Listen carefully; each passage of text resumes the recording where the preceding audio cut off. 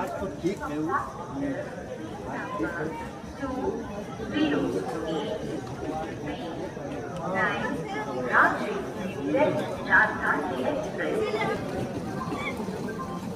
राजधानी के पास जाइएगा।